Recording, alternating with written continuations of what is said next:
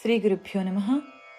सौराष्ट्रे सोमनाथं च श्रीशैले मल्लिकार्जुनम् उज्जयिन्यां महाकालम् ओङ्कारातमलेश्वरम् परल्यां वैद्यनाथं च डाकिन्यां भीमशङ्करम् सेतुबन्धे तु रामेशं नागेशं दारुकावने वाराणस्यां तु विश्वेशं त्र्यम्बकं गौतमीतटे हिमालये तु केदारं घृष्मेशं च शिवालये एतानि ज्योतिर्लिङ्गानि सायं प्रातः पठेन्नरः सप्तजन्मकृतं पापं स्मरणेन विनश्यति।